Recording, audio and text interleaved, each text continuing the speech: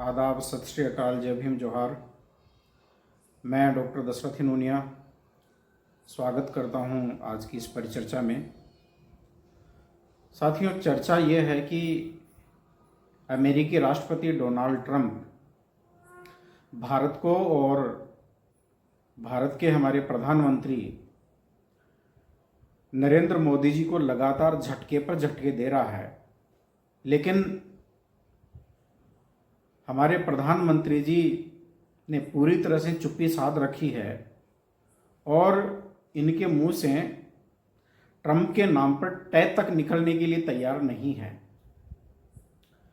कितनी विडंबना की बात है कि बार बार पीएम मोदी को जो है ट्रंप जो है अपमानित कर रहा है और उसे लताड़ लगा रहा है और एक तरह से जो है शर्मसार कर रहा है, लेकिन किसी प्रकार से सामना नहीं कर रहे हैं और पलटकर कोई जवाब नहीं दिया जा रहा है।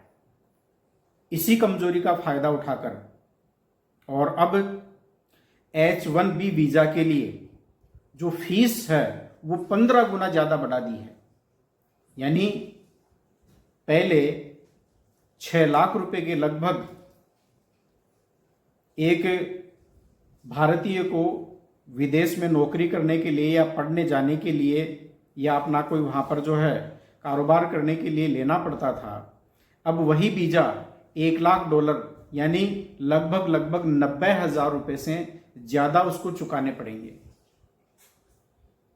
और ऐसी स्थिति में इसका जो सबसे ज़्यादा जो प्रभाव है, ये जो अभी इस H-1B वीजा के लिए जो कठोर नियम बनाए गए हैं और ये जो बढ़ोतरी की गई है, इसका सबसे ज़्यादा असर यदि किसी के ऊपर पड़ेगा तो वो भारत के ऊपर पड़ने वाला है, क्योंकि लगभग 71 या 72% के लगभग यानी 71 या 72% के लगभग H-1B वीजा भारत ही लेता है, भारतीयों के ही काम आता है। हमारे यहाँ के IITian जो पेशेवर जो एक तरह से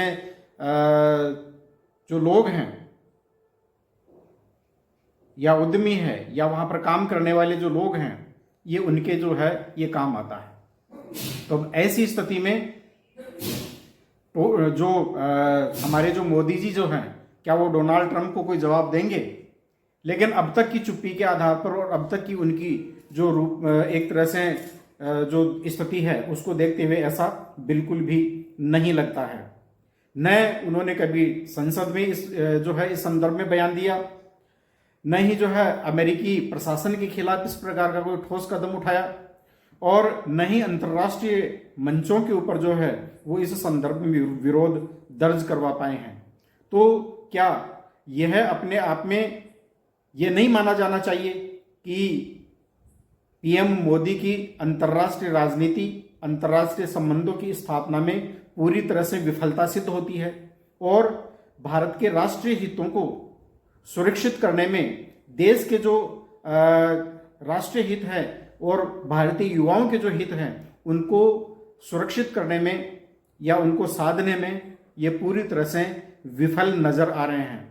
अंतर्राष्ट्रीय राजनीतिक मापदंडों की दृष्टि से, कूटनीतिक संबंधों की दृष्टि से मोदी को ऐसा लगता है कि किसी प्रकार की कोई एक तरह से बिल्कुल जानकारी नहीं है।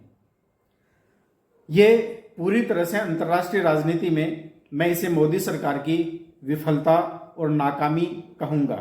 क्यों? क्योंकि मोदी सरकार ने अंतर्राष्ट्रीय राजनीति को केवल और केवल इवेंट मैनेजमेंट बनाकर रख दिया है और इसी कड़ी के तहत माई बेस्ट फ्रेंड ट्रंप के लिए मोदी जी ने क्या किया?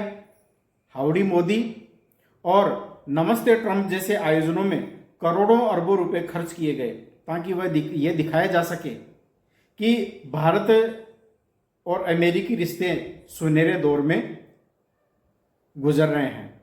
लेकिन असलियत यह है कि ट्रंप जैसे तथाकथित दोस्त अब भारतीय पेशेवरों पर सीधा हमला कर रहे हैं और मोदी सरकार पूरी तरह से खामोश है। कूटनीति का अर्थ केवल भाषण देना, हाथ मिलाना या गले पड़ना नहीं होता है, जो भाग भाग कर मोदी जी जो है वो एक तरह से गले पड़ते हैं और गले मिलने का काम है वो करते हैं, बल्कि नागरिकों के हितों की रक्षा करना। और इसमें मोदी जी जो है वो पूरी तरह से असफल सिद्ध हुए हैं। मोदी सरकार राष्ट्रीय हितों की रक्षा करने में भी पूरी तरह से असफल सिद्ध हुई है। H-1B वीजा धारक भारतीय हर साल अरबों डॉलर की रेमिटेंस भारत भेजते हैं, जिसमें देश की अर्थव्यवस्था मजबूत होती है।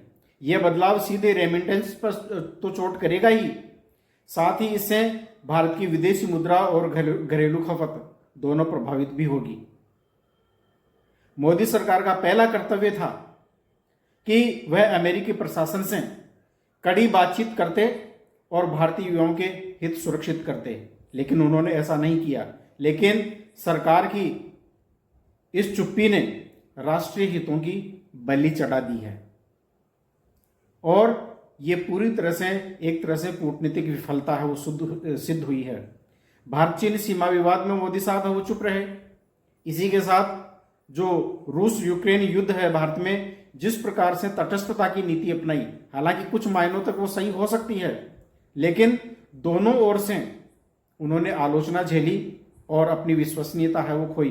साथ ही साथ अपने परंपरागत मित्र जो रूस हैं उनसे भी एक तरह से हमारी दूरी है वो बन गई है। और आज जो हमारा पड़ोसी देश पाकिस्तान है उसके और रूस के जो आपसी जो संबंध है वो बढ़ते हुए दिखाई दे रहे हैं। ये भी हमारी एक तरह से कूटनीतिक असफलता है।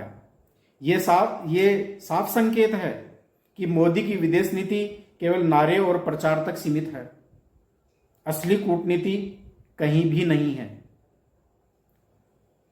और ट्रंप के द्वारा दिए जा रहे झटकों के बाद भी मोदी जी पूरी तरह से चुप है।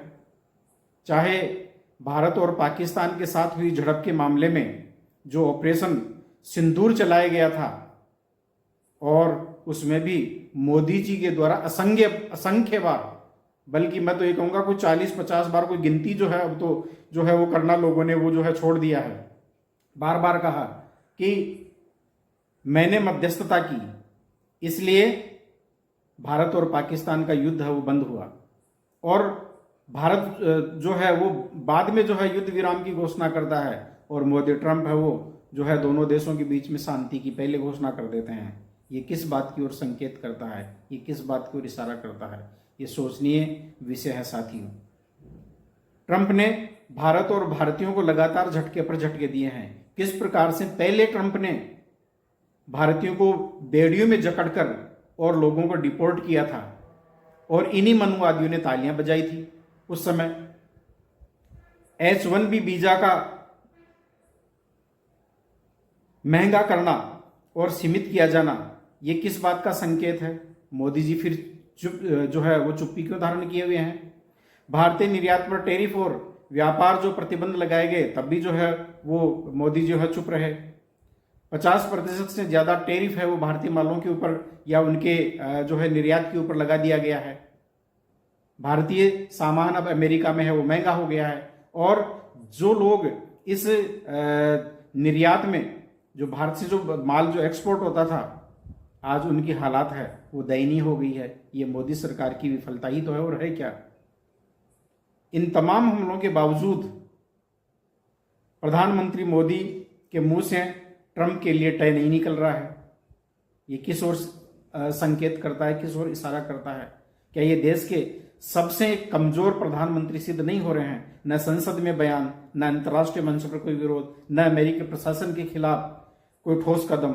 और ये चुप्पी सिर्फ कूटनीतिक असफलता नहीं बल्कि मोदी की कमजोरी और चापलूसी भरी राजनीति का खुला प्रमाण है।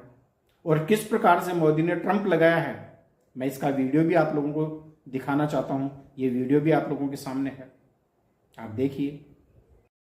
System has been the H-1B non-immigrant. Thank you, Mr. President. One of the most abused visa systems in our current immigration system has been the H-1B non-immigrant visa program. This is supposed to allow highly skilled laborers who work in fields that Americans don't work in to come into the United States of America. What this proclamation will do is raise the fee that companies pay to sponsor H-1B applicants to $100,000. This will ensure that the people they're bringing in are actually very highly skilled and that they're not replaceable by American workers. So it'll protect American workers, but ensure that companies have a pathway to hire truly extraordinary people and bring them to the United States to work. We need workers. We need workers. We need great workers. And this pretty much ensures that that's what's going to happen. I think, Sean, do you agree with that? Well, they're $100,000 per year. So the whole idea is no more will these big tech companies or other big companies train foreign workers. They have to pay the government $100,000, then they have to pay the employee. So it's just non-economic. If you're going to train somebody, you're going to train one of the recent graduates from one of the great universities across our land. Train Americans, stop bringing in people to take our jobs. That's the policy here, $100,000 a year for H-1B visas, and all of the big companies are on board. We've spoken to them about the gold card. They love it. They love it. They really love it. They need it. तो ये जो बात है किस ओर संकेत करता है, और मैं तो ये कहूंगा कि मोदी जी जो है वो इस देश के सबसे कमजोर, अनपढ़ और एक अदूरदर्शी प्रधानमंत्री है। मोदी अपनी डिग्री नहीं दिखा रहे हैं और हाई कोर्ट या जो है न्यायपालिका है वो इस प्रकार का आदेश नहीं दे रही है, और देश को जिस तरीके से मनमाने तरीके से चलाया जा रहा है, और मैं तो ये कहूंगा कि सरकार के तीनों व्यवस्थापिका, कार्यपालिका और न्यायपालिका तीनों ही असंवैधानिक है, क्योंकि चुनाव में गड़बड़ी के आरोप जिस प्रकार से देश में लग रहे हैं वो आप सबके सामने हैं। जब लोकसभा ही आपकी जो है वो चोरी के वोटों से बनी है, तो ऐसी स्थिति में उससे बनने वाली जो सरकार है वो भी असंवैधानिक हो जाती है, और कॉलेजियम सिस्टम जो है वो आपकी जो न्यायपालिका है उसको भी असंवैधानिक घोषित कर देता है। मोदी के पास न तो शिक्षा की कोई गहराई है और न ही नीतिगत कोई दूरदर्शिता है। वे केवल प्रचार, इवेंट और भाषणों पर आधारित राजनीति करते हैं, और अंतर्राष्ट्रीय राजनीति में वे ट्रंप जैसे नेताओं के सामने खामोश रहते हैं और राष्ट्रीय हितों की बलि चढ़ा देते हैं। H-1B वीजा संकट ये इसका सबसे बड़ा और जीता जाता उदाहरण है। साथ ही साथ ये मनुवादी मानसिकता के जो लोग हैं उनके लिए भी सबसे बड़ा सबक है, क्योंकि विडंबना यह है कि अमेरिका में नौकरी करने वाले ये वही पेशेवर लोग हैं जो मोदी करते नहीं थकते थे, और अब सबसे ज्यादा प्रभावित भी यही लोग हुए हैं। पहले 6 लाख में मिलने वाला H-1B वीजा अब कम से कम 90 लाख रुपए में मिलेगा, और वही लोग इसका बोझ उठाने के लिए अब मजबूर होंगे। यह साबित करता है कि अंधभक्ति और मनुवादी मानसिकता अंततः धोखा ही देती है, और इसके लिए जो यहाँ की जो बिकाऊ और जो गोदी मीडिया है वो भी कम जिम्मेदार नहीं है। गोदी मीडिया कल तक ट्रंप को मोदी का सबसे बड़ा दोस्त बता रहा था, आज वही ट्रंप भारतीय युवाओं की रोजी रोटी पर हमला कर रहे हैं, लेकिन मीडिया पूरी तरह से चुप और खामोश है। मीडिया का यह डर और चुप्पी लोकतंत्र को खोखला कर रही है। तो साथियों, स्थिति साफ है, स्पष्ट है कि H-1B वीजा का संकट ने मोदी सरकार की अंतर्राष्ट्रीय राजनीति और विदेश नीति को असफल सिद्ध कर दिया है, और ये सिद्ध कर दिया है कि मोदी सरकार राष्ट्रीय हितों को और देश के हितों को सुरक्षित करने में पूरी तरह से नाकाम सिद्ध हो गई है, और इसकी अंतर्राष्ट्रीय राजनीति केवल एक प्रचार इवेंट के अलावा कुछ भी नहीं है। भारतीय युवाओं पर पड़ने वाला ये जो 6 लाख से 90 लाख तक का जो बोझ है वो आगे चलकर भारतीय अर्थव्यवस्था को गहरे रूप में प्रभावित करने वाला है, और साथ ही साथ ये भी एक तरह से जो है सबसे बड़ा सवाल इस सरकार के ऊपर है, जिसने वादा किया था कि ये प्रतिवर्ष 2 करोड़ रोजगार देगी, लेकिन आने के बाद में इन्होंने जो रोजगार थे उन रोजगारों को भी खत्म कर दिया। ये इनकी आर्थिक विफलता का भी संकेत है, और इसीलिए यही जो युवा है वो अपना भविष्य है वो विदेशों में और दूसरे देशों में वो तलाशने के लिए मजबूर हैं। तो ये देश के समक्ष बहुत बड़ा सवाल है और मोदी जी को इस चुप्पी को तोड़ना चाहिए।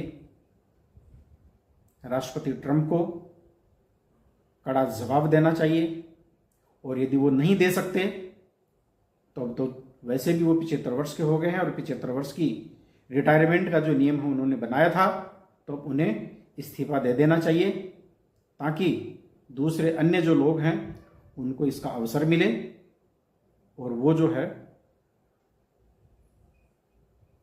कोई दूसरे अन्य व्यक्ति प्रधानमंत्री बनकर और इस देश की गिरती हुई साख को बचा सके। साथियों, बहुत बहुत धन्यवाद, आप हमसे जुड़े। साथ ही साथ मैं अपील करना चाहूँगा कि यदि आप संविधान, सत्य, विज्ञान, मानवता, मानवाधिकार और अंतर्राष्ट्रीय कानून, कॉस्मो ह्यूमनिज्म और अम्बेडकरिज्म में विश्वास करते हैं, यदि आप विश्वास करते हैं इक्वेलिटी, लिबर्टी, फ्रेटर्निटी और जस्टिस में, आप विश्वास करते हैं कि ज्ञान, विज्ञान, मानवता से ही देश का विकास हो सकता है और इस देश का भविष्य संवारा जा सकता है, तो आप हमसे जुड़े, हमारी पार्टी से जुड़े और जिस रूप में भी आप पार्टी को मदद कर सकते हैं तन मन धन से आप देने का जरूर प्रयास करें। साथ ही साथ अपील करना चाहूँगा कि यदि आपको हमारा कंटेंट पसंद आया है तो आप इसे लाइक करें,